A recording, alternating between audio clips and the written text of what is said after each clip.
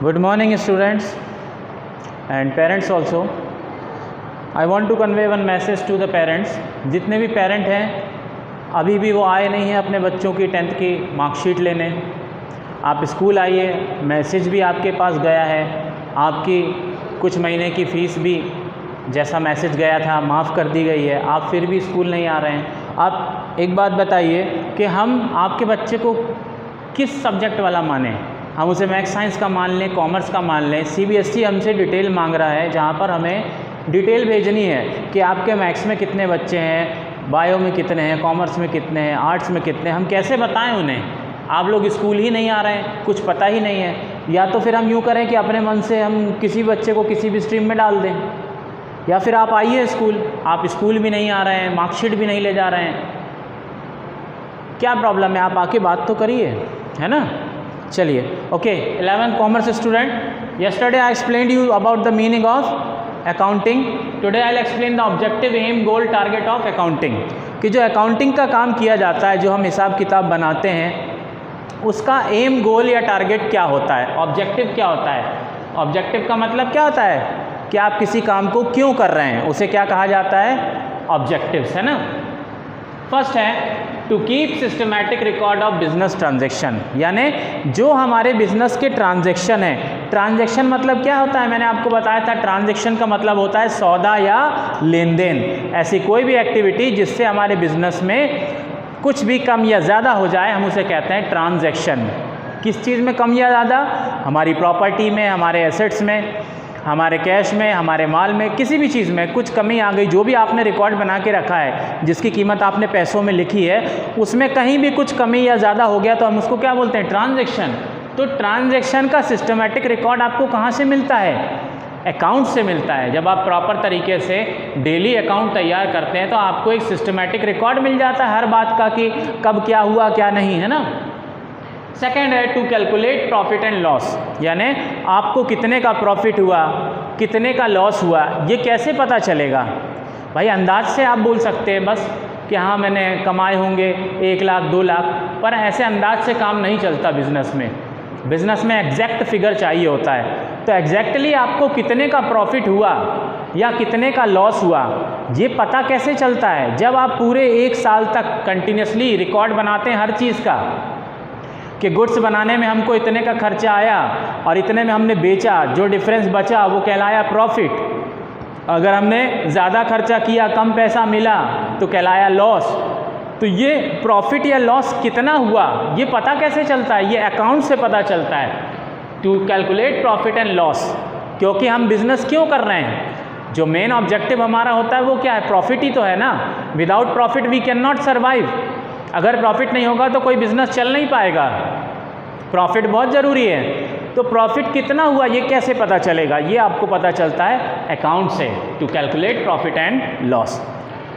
तीसरा ऑब्जेक्टिव है to know the exact reason leading to profit और लॉस, यानी कि exact reason leading to profit and loss.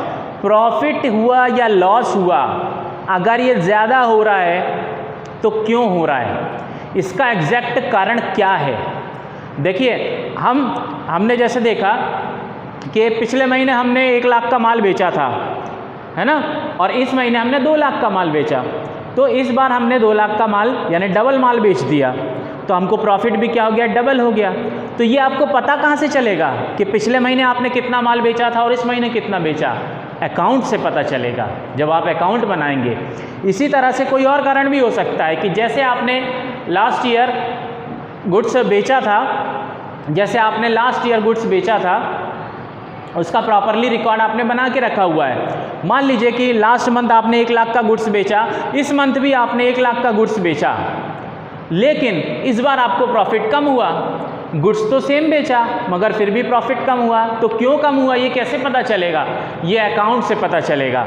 आप अपने अकाउंट में चेक करेंगे कि किस चीज़ का खर्चा ज़्यादा हो गया जिसके कारण हमारा प्रॉफिट कम हो गया है, तब आप ढूंढेंगे तो आपको कोई ना कोई कारण मिल जाएगा। तो to know the exact reason leading to profit और लॉस, यानी प्रॉफिट हुआ या लॉस हुआ, उसका एग्जैक्ट रीज़न मतलब लीडिंग का मतलब है बढ़ना या बढ़ गया, तो उसका एग्जैक्ट कारण क्या है? वो तभी पता चलेगा जब आप प्रॉपरली रिकॉर्ड बनाएंगे यानी अकाउंटिंग का काम करेंगे। फोर्थ है to know the financial position of business, यानी बिजनेस की फाइनेंशियल पोजीशन इस समय क्या है। फाइनेंशियल पोजीशन का मतलब क्या होता है, आपके पास कितने की प्रॉपर्टी है, कितने की मशीन है, कितने की ज़मीन है, कितने की बिल्डिंग है, कितने का माल बना के रखा हुआ है, कितना लोगों को पैसा देना है, कितना लेना है, बैंक में कितना पैसा रखा हुआ है, कैश इन हैंड नगद पैसा कितना है, ये सब क्या है आपकी फाइनेंशियल पोजीशन है। तो ये पता कैसे चलता है, ये अकाउंट से पता चलता है। अकाउंट में आप समरी तैयार करते हैं, बैलेंस शीट तैयार करते हैं, वो बैलेंस शीट क्या बताती है कि आपकी फाइनेंशियल पोजीशन क्या है। तो फाइनेंशियल पोजीशन भी आपको अकाउंट से पता चलती है। फिर फिफ्थ है to ascertain the progress year to year, यानी आप हर साल तरक्की कर रहे हैं कि नहीं कर रहे हैं और कितनी कर रहे हैं, ये कैसे पता चलेगा, जब हम अपने पिछले साल के अकाउंट से इस साल के अकाउंट्स को मैच करेंगे। जैसे मान लीजिए पिछले साल आपने 1 लाख का प्रॉफिट कमाया, इस साल आपने 1,20,000 का प्रॉफिट कमाया, तो पिछले साल का आपके पास रिकॉर्ड है, इस साल का भी आप दोनों को मैच करके चेक कर सकते हैं कि हम तरक्की कर रहे हैं, प्रोग्रेस कर रहे हैं कि नहीं कर रहे हैं और कितनी कर रहे हैं। ठीक। फिर सिक्स्थ है to prevent errors and fraud, error यानी गलतियाँ और फ्रॉड यानी धोखेबाजी। तो फ्रॉड और धोखेबाजी और गलतियों से बचना भी पॉसिबल होता है अकाउंट्स के थ्रू। क्यों? क्योंकि हर चीज़ का प्रॉपर रिकॉर्ड रहता है। सपोज मान लीजिए कि आपका एक सुपरवाइज़र है, उसको आपने पैसे दिए कि ये काम आप लेबर से करवाइए और आपने उसको पैसे दे दिए। अब अगर वो रिकॉर्ड नहीं रखेगा तो वो आपको कितना भी बता देगा कि कितने पैसे खर्च हुए। सपोज आपने 50,000 रुपीज़ एक काम के लिए दे दिए सुपरवाइज़र को और 10 दिन में उसने काम निपटा दिया। 10 दिन बाद आपने मांगा बचे हुए पैसे, वो कह देगा पूरे खर्च हो गए। कहाँ गए? रोज़ खर्चा हो गए, कोई हिसाब नहीं मिल पाएगा। तो फ्रॉड वो कर सकता है यहाँ पर, है ना, कोई भी पर्सन कर सकता है। अगर आप किसी चीज़ का प्रॉपर रिकॉर्ड नहीं रख रहे हैं, लिखित में रिकॉर्ड नहीं है यानी अकाउंटिंग का काम आप नहीं कर रहे हैं, तो फ्रॉड और एरर यानी गलतियाँ होने के चांस बहुत ज़्यादा बढ़ जाते हैं। तो इससे भी हम बच जाते हैं। सेवंथ है to provide information to various parties, यानी और भी बहुत सी पार्टीज होती हैं जिनको हमें इंफॉर्मेशन देनी होती है। पार्टी मतलब जैसे कि इन्वेस्टर जिनने हमारे यहाँ पैसा लगाया है, बैंक, अगर आप बैंक से लोन लेना चाहते हैं तो बैंक को भी आपकी जानकारी चाहिए कि भाई आपका बिजनेस क्या है, कितना चल रहा है। गवर्नमेंट को टैक्स लगाना है आपके ऊपर, तो वो काहे पे टैक्स लगाएगी? आपके मुंह से कहने से उस चीज़ पर टैक्स नहीं लगा देगी गवर्नमेंट टैक्स लगाती है आपके अकाउंट्स को चेक करने के बाद, रिकॉर्ड्स को वेरीफाई करने के बाद में। तो इस तरह से बहुत सारी पार्टीज़ हैं जिनको आपके बिज़नेस के बारे में जानना है, तो आप हर पार्टी को ओरली ले जा के हर जगह नहीं समझा पाएंगे। आप उन्हें अपने अकाउंट की ट्रेडिंग, प्रॉफिट एंड लॉस और बैलेंस शीट की बस कॉपी दे देंगे तो वो पूरा आपके बिज़नेस के बारे में समझ जाएगा। ये 3 जो फाइनल अकाउंट होते हैं जो साल के अंत में बनाए जाते हैं, trading account, profit and loss account and balance sheet, ये 3 अकाउंट मात्र आपके बिजनेस की पूरी जानकारी पर्सन को दे देते हैं अगर उसके पास अकाउंटिंग का नॉलेज है तो। वो ये तीनों समरी कहलाते हैं। ठीक है, तो अलग अलग पार्टीज़ को इन्फॉर्मेशन देने का काम भी अकाउंटिंग करता है। ठीक है, ये थे टारगेट, एम, गोल या ऑब्जेक्टिव्स ऑफ अकाउंटिंग। अब मैं आपको बता रहा हूँ फंक्शंस ऑफ अकाउंटिंग। ठीक, फंक्शंस ऑफ अकाउंटिंग पे ध्यान देंगे सभी। फंक्शंस ऑफ अकाउंटिंग यानी अकाउंटिंग के काम क्या क्या हैं। तो जो पॉइंट आपने अभी देखे ये वाले ऑब्जेक्टिव्स वाले, यही पॉइंट क्या बन जाएंगे? फंक्शंस ऑफ अकाउंटिंग बन जाएंगे। देखिए, पहला, क्या काम किया जाता है अकाउंटिंग में, या अकाउंटिंग क्या काम करता है आपके लिए। तो वही जो ऑब्जेक्टिव है वही क्या है? फंक्शन हो गया।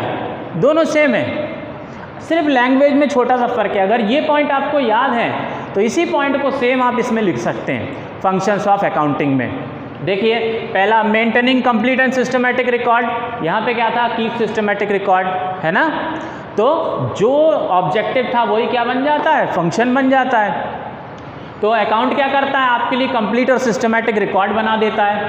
Second, communicating the financial result to various party, अलग अलग पार्टीज़ हैं जो अभी मैंने ये वाला पॉइंट बताया, ये वाला, अलग अलग पार्टीज़ को आपकी जानकारी चाहिए बिजनेस की, कम्युनिकेट करना यानी सूचना, इंफॉर्मेशन का आदान प्रदान, किसी को इंफॉर्मेशन देना या उससे लेना क्या कहलाता है? कम्युनिकेशन कहलाता है। ये कम्युनिकेशन बहुत इंपॉर्टेंट चीज़ है, ये अभी बिजनेस में एक पूरा चैप्टर आप बाद में पढ़ेंगे।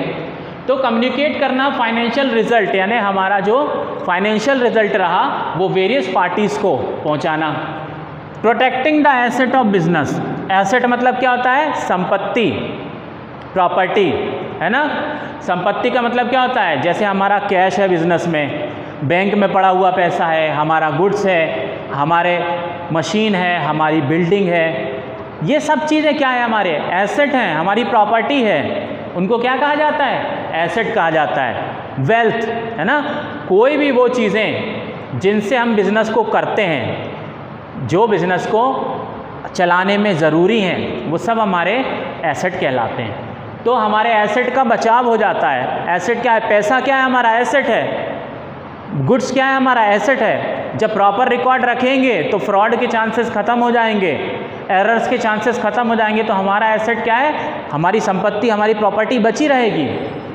Providing assistance to management, management यानी जो हायर लेवल पे ऑफिसर्स बैठे हुए हैं, CEO, chairman, board of directors, owners, जो हायर लेवल के ऑफिसर्स हैं, उनको बिज़नेस के बारे में जानना होता है।